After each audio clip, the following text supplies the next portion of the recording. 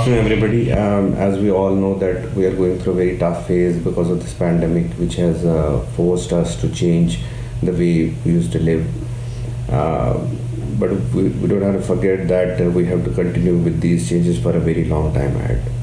We all have been flooded with a lot of information about COVID-19, which includes how it started, the symptoms, the mortality. Some people in India are very optimistic about the fact that we have very less cases here and that the mortality rate is low. But having said that, you don't have to forget that we have limited healthcare reserves here, which makes it mandatory for us to be extra careful. So today I'll discuss about a few new normals which a patient has to adopt while coming to the hospital.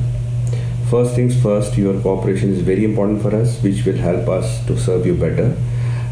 Try to come to the hospital alone, which will minimize the risk to your loved ones, and attendant should be along only if it is extremely unavoidable. Do not carry big bags, carry only essentials with you.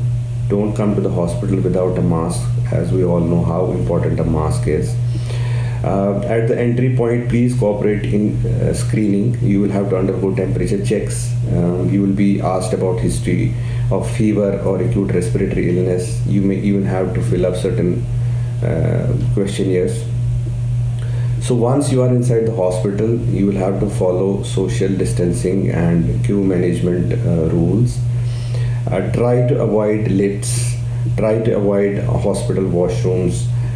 Try to make transactions with your card. So there will be visual alerts in the form of signs and posters which will help you to follow all these instructions.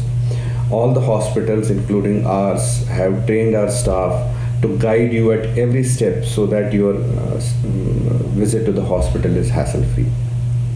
Lastly, I would highlight one very important point, which is that you don't have to hide anything, whether it is history of any contact, history of fever, history of acute respiratory illness, because that can put a lot of people at risk, which includes healthcare professionals and the support staff of the hospital. I know of cases where up to 80 people had to be quarantined due to single contact.